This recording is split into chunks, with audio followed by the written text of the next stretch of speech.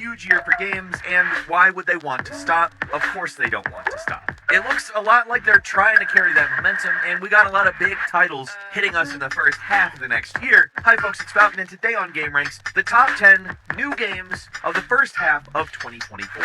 Starting off with number 10, it's Tekken 8, which is a massive, big ol' thing. It's the first high-profile fighting game to use Unreal Engine 5. It is the first Tekken game to use Unreal Engine 5, and it is a hell of a look.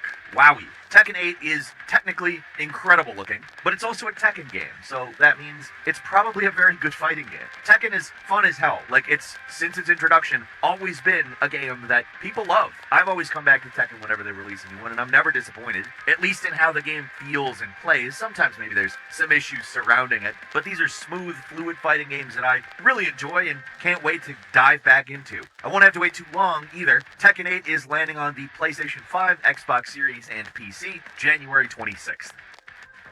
At number 9 is Persona 3 Reload. As you know, Falcon the Game Bird has always been a big Persona fan, and I'm quite excited for a remake of Persona 3. It has been a long time since I've played Persona 3. I mean, I did kind of play the re-release here recently, but I didn't really beat it because I knew this was on the horizon. It's essentially Persona 3 and Persona 5 quality, and I'm there. It takes nothing to get me in the door on that. I mean, they've really done a lot here. Unfortunately, it does mean some of the content that was added after, like the female protagonist or the epilogue chapter, that stuff's not there, but they have redone all of the animated cutscenes, and it really is like Persona 3 at Persona 5 quality. Apparently, there's going to be a lot more environmental stuff you can do too. They haven't altered any of the dialogue or that kind of stuff, but, I mean, come on, why wouldn't you want to play this if you're a Persona fan? Or just a fan of these kind of like weirdo, goofy-ass, let's talk about society, but let's do it through the lens of a bunch of crazy crap. Oh, and also, like, you have to go to school and crap, and it's weird. Also, I mean, everything about Persona is super weird. It's heightened to a degree where I'm sure it probably turns some people off, but these are interesting games, to say the very least. I'm excited for this. It's coming to the PlayStations, the Xboxes, and PC February 2nd. At number 8 is Alone in the Dark. So what is regarded as perhaps the progenitor of Resident Evil is being brought back in the very same way that Resident Evil 2 and 3 were, and were so incredibly successful. In fact, the developers, Pisces Interactive, were brought in by THQ Nordic to, in a lot of ways, attempt to replicate the successes of those games. Much like those games, it takes the fixed camera tank-controlled Alone in the Dark and makes it into a third-person, over-the-shoulder, much more modern experience. Now, I'm personally very excited for this. If you want to kind of see how it works, there's a demo out right now called Grace in the Dark. It's a prologue chapter. It kind of sets you up with expectations as to what this exactly is going to be. I think it really does a good job showing that this is going to be a great remake. I'm very excited for it. I think it's going to be pretty big. It's coming to PS5, Xbox Series, and PC March 20th.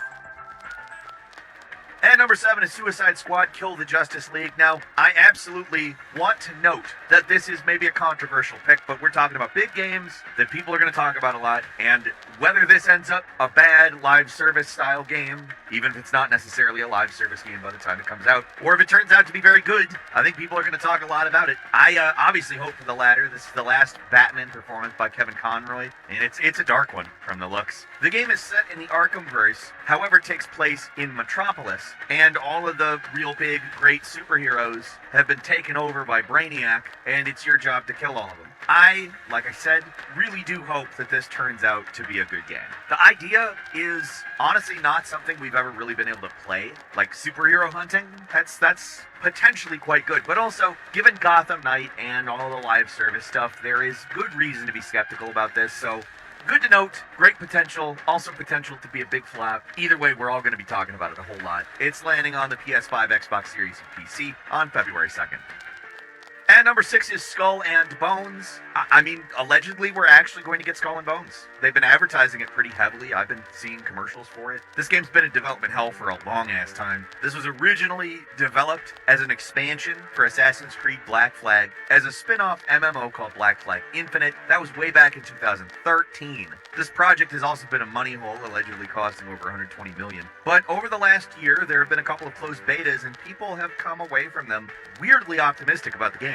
A lot of the time, this type of thing happens over a decade, and then, you get something like Duke Nukem Forever. But apparently, people are thinking that it's actually a pretty fun game, with a surprisingly decent story. Now, I can't comment as to the validity of this information. I did not play the betas, but I'm not as iffy about this. I mean, I've seen a lot of game footage, and it looks fun. I think the reason why we all wanted this game in the first place was because the ship combat in Black Flag was quite good, and it looks quite good here. Now, there is bound to be some degree of confusion because this game has existed for a very long time, and there have been a few different ideas as to what this was supposed to be, but it looks pretty straightforward to me from the gameplay, and it looks pretty fun. I'm excited to give it a whirl, and if it's as fun as it looks, I think that we've got a winner. Skull and Bones is landing on PS5, Xbox Series, and PC February 16th.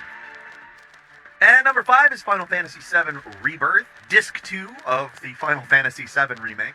If you liked the Final Fantasy VII Remake, it looks like it's a much bigger, more advanced version of it. For instance, the synergized mechanic is now a part of the main battle system. The main battle system, I of course gave a lot of praise for the first time around. I'm happy they have retained it rather than attempt some big change in that. I think it's a large part of Remake's identity because it does so much in retaining a lot of the elements of the original turn-based system in what is more or less an action RPG format. In all seriousness, this is gonna be a great game. I like what they did with the first game. I like that they kind of made it so you don't really know what's gonna happen because this is some part of a time loop in some way, and I think that that is a fun and interesting idea that kind of toys with the idea of a remake while also allowing us to have a remake. Probably the most interesting events in the entirety of the Final Fantasy VII narrative are pretty close on the horizon too, so I'm just really interested to see how this version plows through them, especially given the idea that things could change. Final Fantasy VII Rebirth is landing on the PlayStation 5 February 29th.